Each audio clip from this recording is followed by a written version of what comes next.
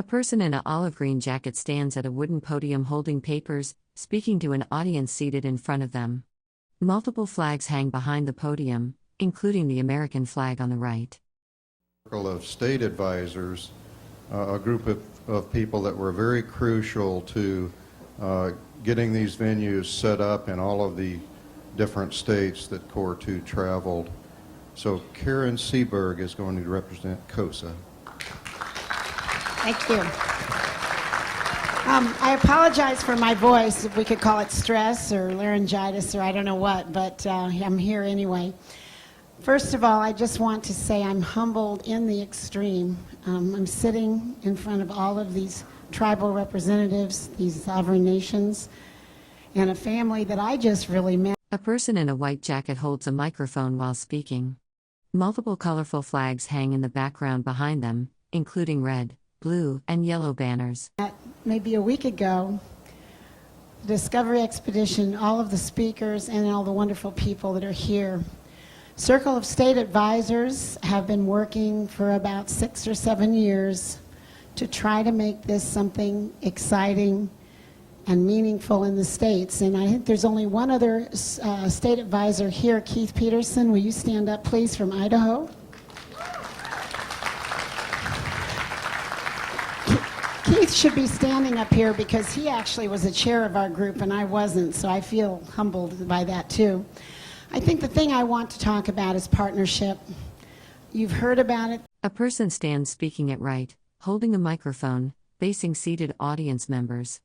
Multiple flags from different nations hang on the wall behind them. The setting appears to be an indoor venue with fluorescent lighting. The whole night, and you're going to hear about it until this is over. This is partnership. Watching last weekend in my town, Corps 2, with the BLM, and I didn't know Steve was reclamation. I thought he was the guy that wanted the bison tongue. And he did cook it, and I did eat it, and it was really pretty good. But he told me we needed to get bison tongue because probably it wasn't the season for beaver tail. But to see these agencies work together was incredible. Working with Kevin and Wanda, and even Dwayne, if he's out there. We only had one city worker that kind of shook this group up. But several people sit in wooden chairs arranged in a semicircle indoors. Colorful flags hang on the wall behind them. A person stands and speaks to the seated group. But I do want to talk about that, the communities, our communities in all of our states. Particularly the small communities like ours, and even smaller, who would never have had the opportunity to hear nations from across the trail. Never had the opportunity to hear the speakers that some of you that live in Washington or Oregon or North Dakota or Montana, Idaho, get to hear all the time. The fact that we all were able to... A large outdoor gathering of people sits facing a small stage beneath a concrete bridge. Several people stand on the stage, including a person in a beaded vest. A river and green landscape stretch behind them. To hear you and to learn and to understand. And then finally, that we became part of the family too. I just cannot say enough to thank Discovery Expedition, all of the federal agencies, the nations, and particularly Corps 2 family. Thank you.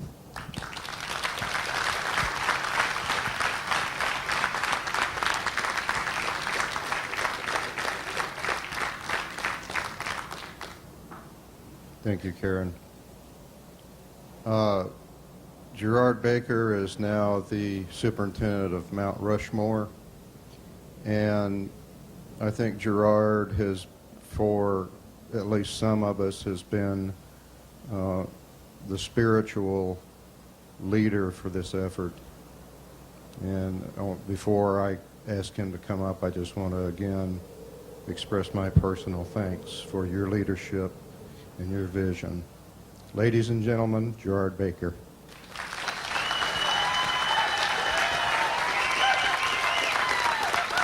A person stands at a wooden podium on a small stage, facing a seated audience. Multiple international flags hang behind them, including an American flag. The audience applauds.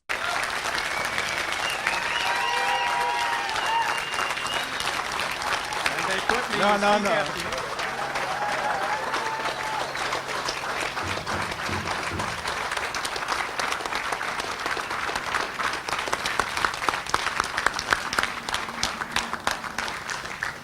Thank you very much. First thing I want to do is I want to acknowledge a drum that I've been hearing all my life. And with my relatives, I still listen to them, and they've been to a lot of our events over the past year. A person in a blue shirt stands on a small stage speaking to a seated audience in an indoor venue.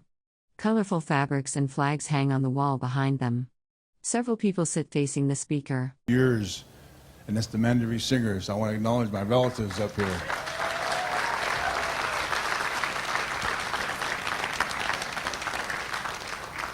You know, this journey for a lot of us have started many different ways.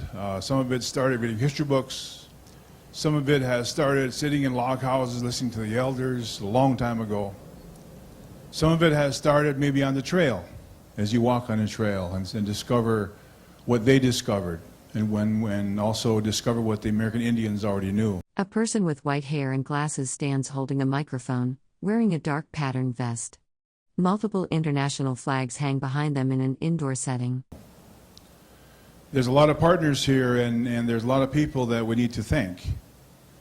And I think they've been thanked over and over again this whole time we've been here in St. Louis, which is a marvelous city. And there's a lot of people who, in many ways, are not with us, but in spirit they are. Some of the ones that started it, some of the ones that backed us, in the way of family. And I know that they are all here with us. This was an incredible journey to remember, and it was an incredible journey to start another incredible journey. And what I mean by that is that this took partnerships. First and foremost, as I mentioned when we started this thing years ago, I'm kind of feeling old now, not as old as Otis Half Moon, no, but, you know. And so what we talked about this for a long time, many different tribes. A person in a blue striped shirt stands on an elevated platform on the right, speaking to an audience seated below.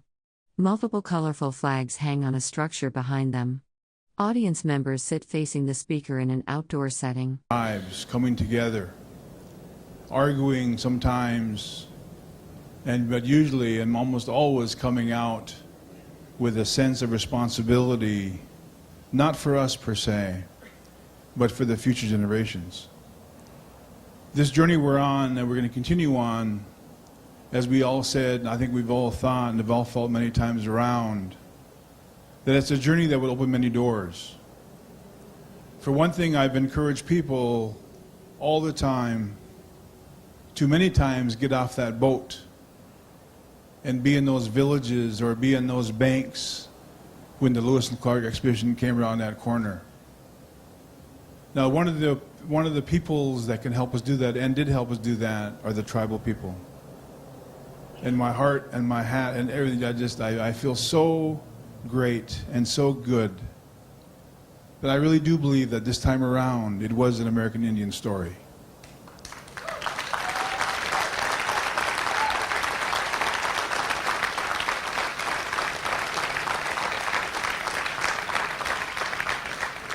You know, I've been in the Park Service now for 29 years, and I've had many different interesting assignments.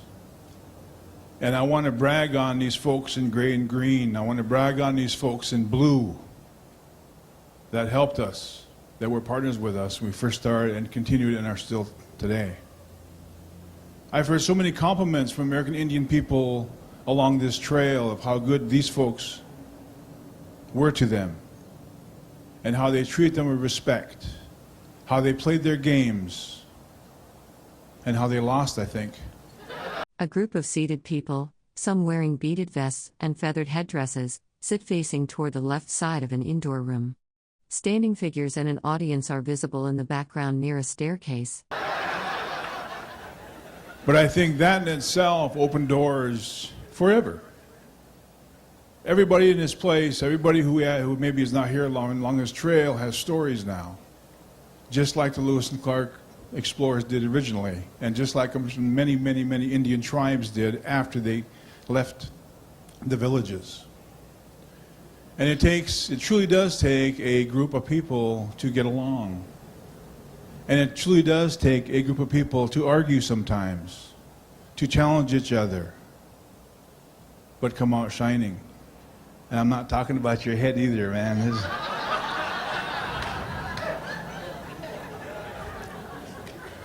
There are people that helped us out when we first started with this years ago. And I don't have time, and I wish I could mention everybody that helped us. And I'm talking especially with Core 2 in the early days. We have people that are here today that I'll recognize, and mainly from a lot of things he's done. One of the original people that were in the office when I got to Omaha, Nebraska as a superintendent. And that's Mr. Dick Williams, if I can have that mount. A person in dark clothing stands at a podium pointing toward a backdrop displaying multiple flags from different nations and tribes. An audience of seated people faces the speaker in what appears to be an indoor venue. Man, stand up.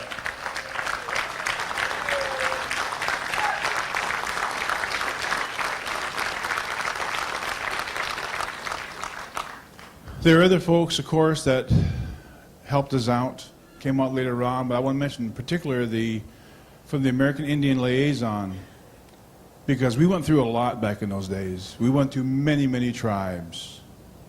I tried to keep up with Otis Half Moon, and I could not do it half of the time. He would go around and try to start fights, and I'd have to solve those darn things. But Otis is an outstanding individual. He's an outstanding human being, and he's an outstanding ranger. And he was an outstanding American Indian liaison. Otis, thank you. A person stands at a podium on a small stage, gesturing while speaking to an audience seated in front of them. Multiple international flags hang in the background. Various people sit listening in rows.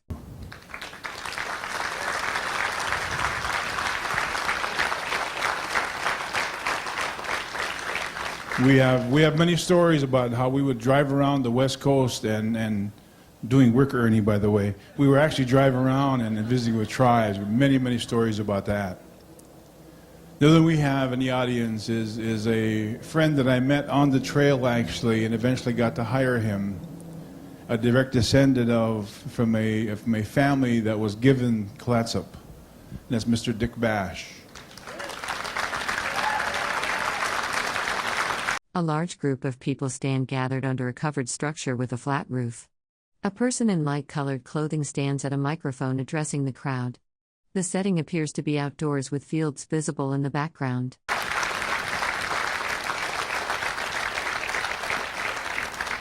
And there's one that is not here right now because he's working for me right now, and he's working. And it's Mr. Darrell Martin. He's the guy you see in that little sports car.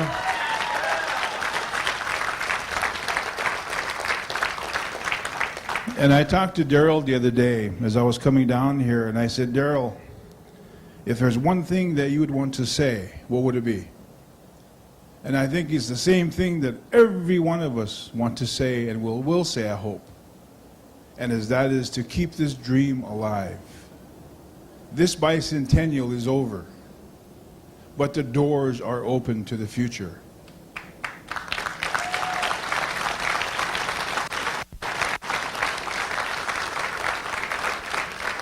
I want to say for the first time in the history of this nation, and long overdue, have we as federal agencies really opened those doors to the American Indian nations, to give them a chance to tell their story, no matter what it is, to tell their story.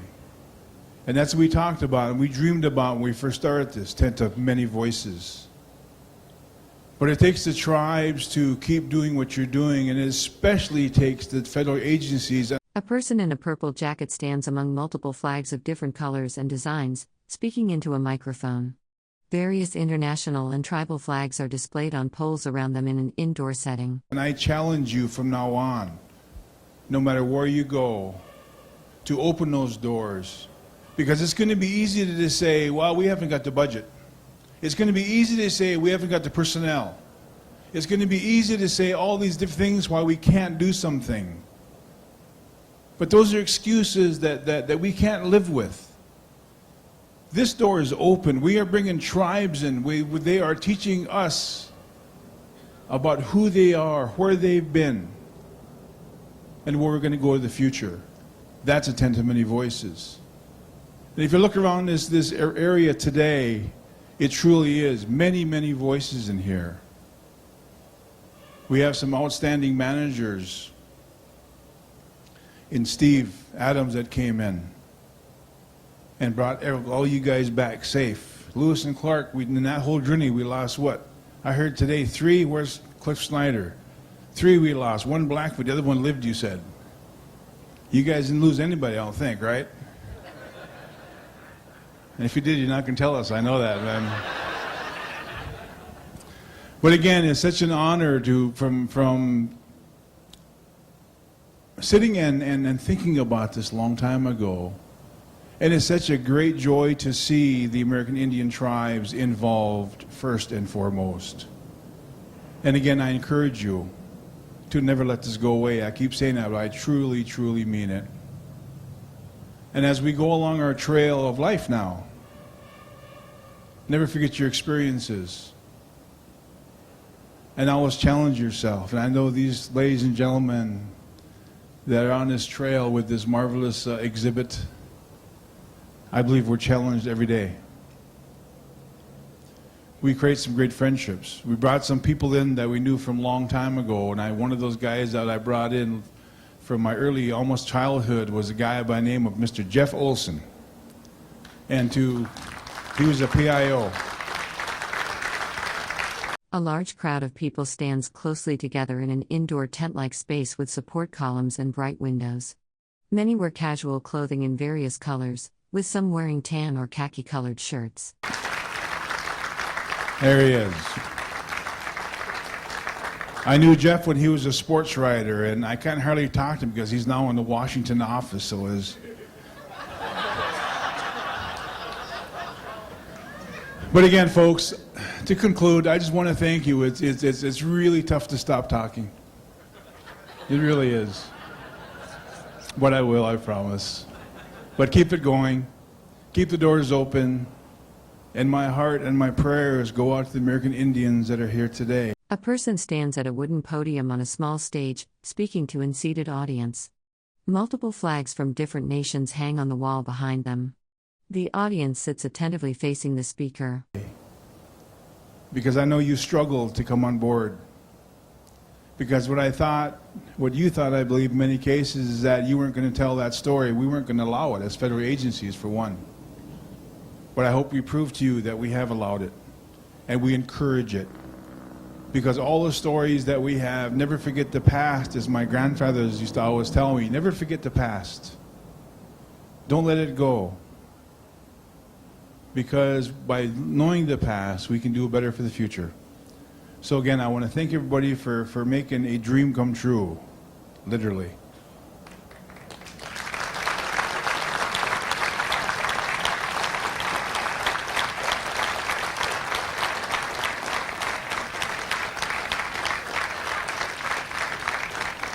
The last thing. A person in dark clothing stands on a small stage beside several international flags, speaking to an seated audience.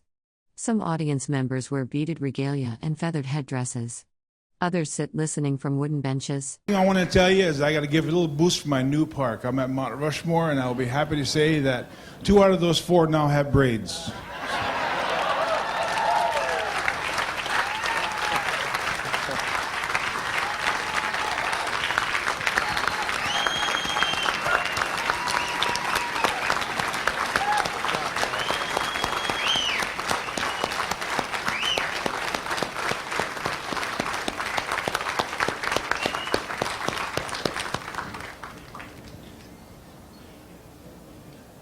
Thank you, Gerard. Gerard was representing the Circle of Tribal Advisors, and we wanted to share with you something that we shared with Amy Mossett and Sammy Meadows the other night during a different ceremony. What Gerard is holding, it's a piece of the Tent of Many Voices with a picture on the top and a Core 2 pin, and we're going to make sure that each CODA representative receives one of these frames. A person with white hair holds up a framed photograph or document while standing indoors. Multiple colorful flags hang in the background behind them. Pieces of the tent so that hopefully it will keep the tent in your memory. Also, we presented an arrowhead that we have made that's to the Circle of Tribal Advisors for their exemplary support of the Corps of Discovery 2.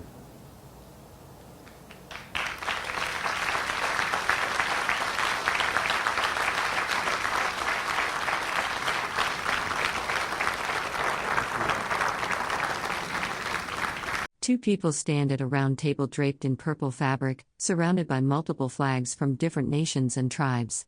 One person on the left holds a microphone while examining something on the table.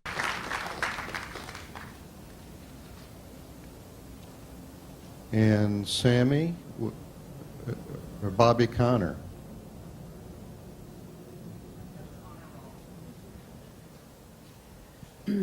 We as a family, it's a good analogy for those of you who know us well. The National Council of the Lewis and Clark Bicentennial, the Circle of Tribal Advisors, the Circle of State Advisors, the National Park Service, all of the federal agencies, we're like a family. We fight. And then we get up and work together. And we put all those things behind us. And so tonight it's my privilege to announce some names on the National Council and the Circle of Tribal Advisors, and all of our partners would like to present these gifts. And I would like to say to you that because these are family gifts, these are personal, and I'm going to step in front of the camera and say these are personal gifts. I was a Fed for 13 years. I know the rules. These are personal gifts, and if for any reason your agency doesn't believe that, hang it in your office. But these are personal gifts. I'd like to first ask Steve Adams and Gerard Baker to step up here. And the reason I want to call these two to your attention is we fought to have no censorship of tribal messages, but somebody on the other side had to defend that right and that opportunity, and these are the two men that made it possible for tribes to speak. More than 400 tribal speakers.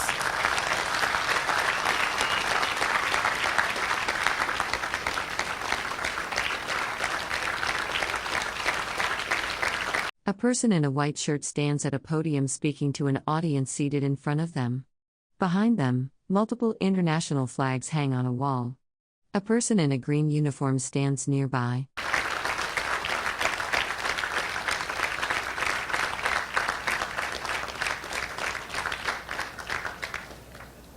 More than 400 representatives of native sovereign nations spoke in this Tent of Many Voices over the last 3 years and 9 months.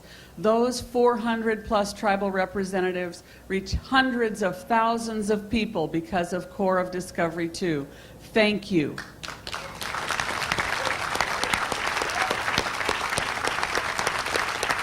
Three people stand near a display of international flags, including the U.S. flag. A person in the center wears glasses and a dark jacket with a NATO logo. Another person with white hair wears a dark blue jacket. A third person in a white shirt stands to the right.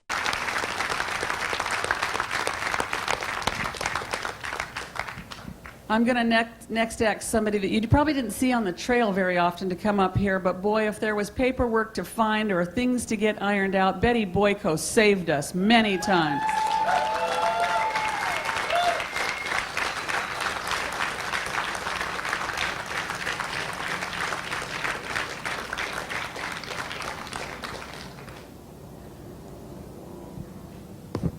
A person wearing a tan cowboy hat and dark jacket stands at a wooden podium surrounded by international flags.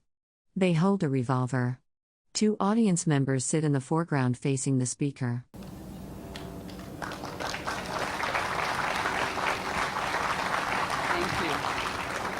Thank you.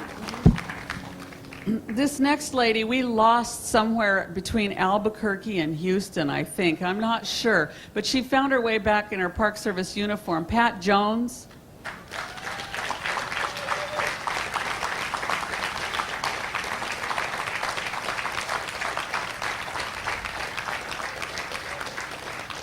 Thank you, Pat. A person in a gray shirt stands at a wooden podium on a small stage. Behind them, multiple flags representing different nations and tribes hang from a rod. An audience sits facing the stage in what appears to be an indoor venue.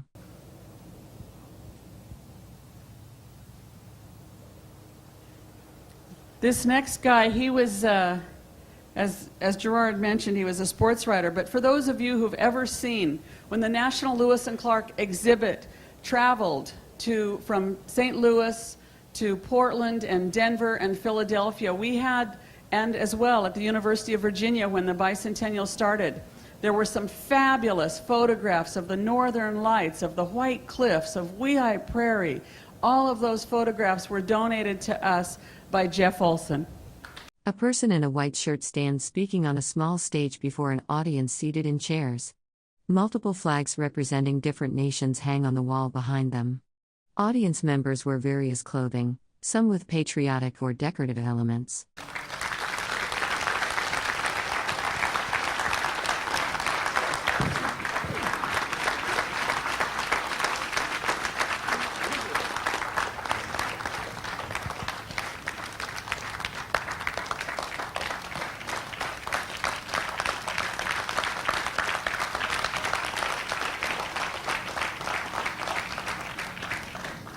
This next guy, for those of you who know that the National Council voted tribal involvement the #1 priority, well, that wouldn't go very far without money. And Dick Williams, you helped us make tribal involvement real. Please come up. A person in a blue shirt with white stars stands at a wooden podium on a stage, facing an audience seated in chairs. Colorful fabric panels hang behind the stage. A guitarist sits to the left.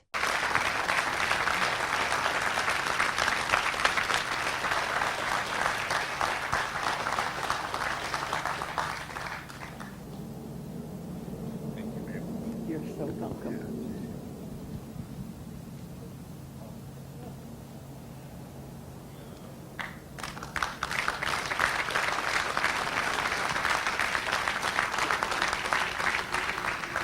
If any of you are old enough to remember George and Gracie Burns, well, Gerard would have been nothing without Otis there. Otis Half Moon was there telling Gerard how to pronounce Sacagawea's name. In many tribal communities where Gerard wanted to insist she was Idatsa. Otis.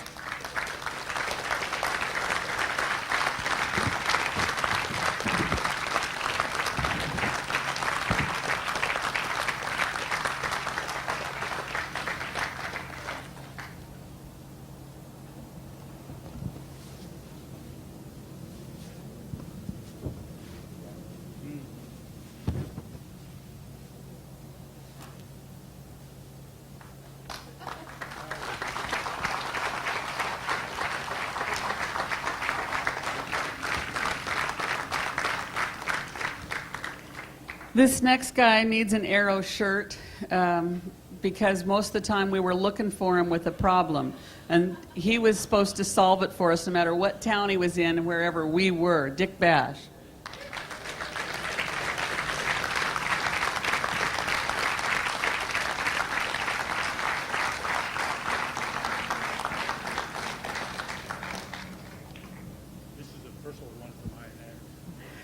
Diane Malacan and Alan Pinkham are presented a beaded bolo personally to Mr. Dick Bash.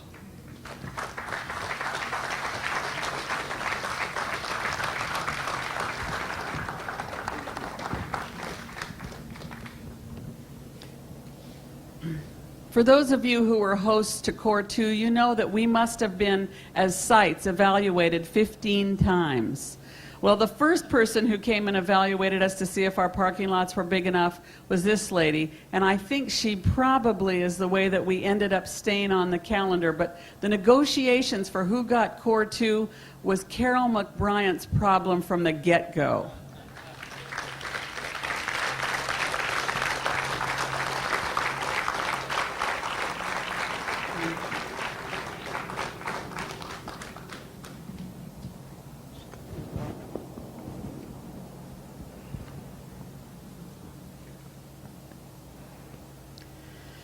Now, I said as a family we fight. Boy, did we fight with this guy.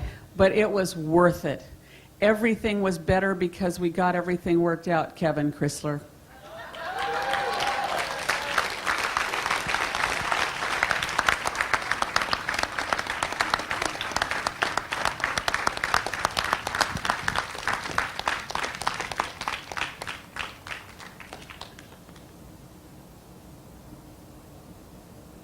I don't know how we would have done what we did without these people, and I'm going to call them up. Warren Casper, Angela Bates, and LaTanya Miller. For those of you who don't know,